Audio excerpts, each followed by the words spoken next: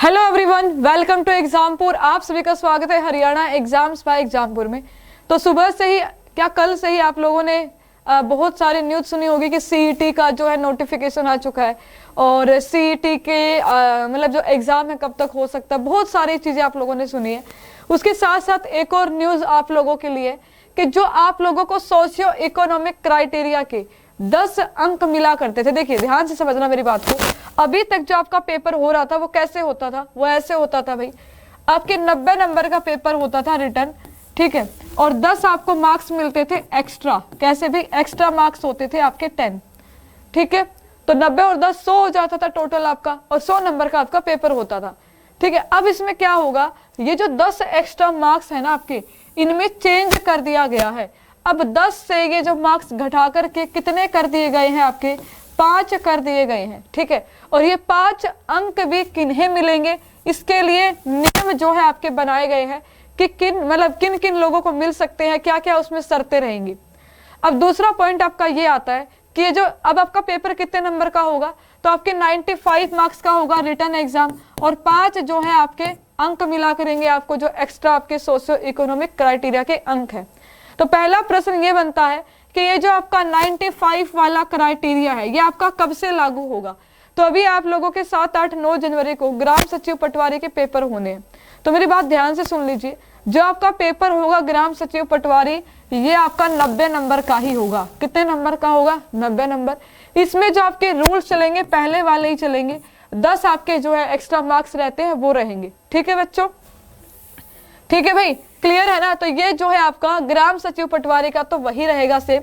आगे जो आपकी सीईटी की वैकेंसी आने वाली है 22,000, तो जो आपकी सीईटी की वैकेंसी आएंगी, सीईटी के अंतर्गत 22,000 प्लस जो आपकी वैकेंसी होंगी, उन पर जो है आपका ये 90 के बजाय 95 अंक वाला क्राइटेरिया लागू होगा, ठीक है भाई। कितने अंक वाला, 95 अंक वाला जो नियम है आपका लागू होगा।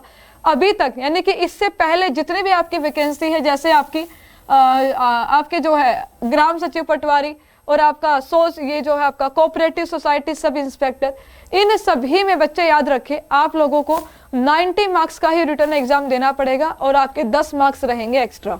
तो अब चीज आ जाती है कि किस प्रकार से जो है इसमें नियम होंगे आपके। 95 अंक का जब होगा, यानी कि जो 5 अंक है वो किन्हें मिलेंगे। देखो किसको लाभ मिलेगा इसका, ये जो 95 अंकों की परीक्षा होगी रिटर्न, बस 5 ही आपके एक्स्ट्रा मार्क्स मिलेंगे।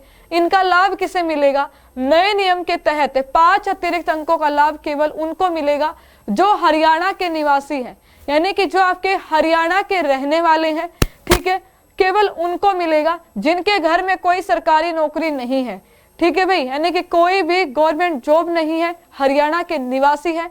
और उसके साथ साथ पूर्व के वित्तीय वर्ष में आवेदक के परिवार की आय 1,80,000 रुपए से कम होनी चाहिए, यानी कि जो उनकी इनकम है वो कितनी होनी चाहिए, 1,80,000 से कम जो है आपकी इनकम होनी चाहिए, ठीक है। और जो परिवार पहचान पत्र है, इससे जो है इस डाटा को वेरीफाई किया जाया करेगा, ठीक है। तो जो 5 अंक है उनका क्राइटेरिया ये निर्धारित किया गया है कि सिर्फ आपके अगर घर में कोई सरकारी नौकरी नहीं है और आपकी जो आय है या वार्षिक आय आपकी जो परिवार की बताई गई है, इसमें वित्तीय वर्ष कितनी भाई आपकी 1,80,000, उन्हें इसका लाभ मिलेगा, याद रखिए, ठीक है भाई, याद रखेंगे आप लोग। अगर किसी ने नौकरी छोड़ दी है तो उनको अतिरिक्त अंकों का लाभ नहीं मिलेगा, और जो आपके एक्स्ट्रा अंक थे सब यहाँ पर खत्म कर दिए गए हैं, याद रखिए, ठीक है बच्चों। और भी इसके बारे में डिटेल से बताएंगे किन्हें इसका लाभ मिलेगा, किसे नहीं। बस इतना याद रखिए कि आगे जो आपकी सीईटी की परीक्षा होगी उससे ये जो आपका नया रूल है लागू होगा। अभी आपके जो एग्जाम होने वाले हैं उनमें आपके 90 जमा में 10 वाला रूल ही आपका इम्प्लीमेंट रहेगा, ठीक है भाई, याद रखिएगा आप लोग। क्लियर है, उम्मीद करती हूँ कि जानकारी आपको अच्छी लगी होगी और इससे जो है आपको फायदा भी मिलेगा, ठीक है भाई।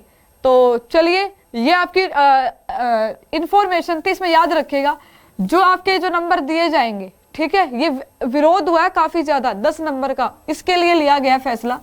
जो आपकी लड़कियां हैं, लिखा हुआ है यहाँ पर कि जो आपकी विवाहित लड़कियों का परिवार उसका मायका माना जा रहा था। अभी तक ना, मान लो कोई लड़की है, उसकी शादी हो गई है, अब उसके ससुराल में किसी की गवर्नमेंट जॉब है, उससे फर्क नहीं पड़ता। उसके मायके में क्या है, यानी कि उसका जो मेन उसका जो है परिवार माना जा रहा था, मायका माना जाता था। अब इसको लेकर भी क्या हो रहा था, विवाद हो रहा था, तो इसको भी चेंज कर दिया गया है। महिला का यानी कि विवाहित महिला का परिवार अब ससुराल माना जाएगा, और जो महिला आवेदक होगी जिसकी शादी हो चुकी है, उसका पति, उसके ससुर, उसकी सास और उसकी अविवाहित देवर जेठ पुत्र अगर नौकरी पर नहीं है तो ही उसे 5 अंग मिलेंगे।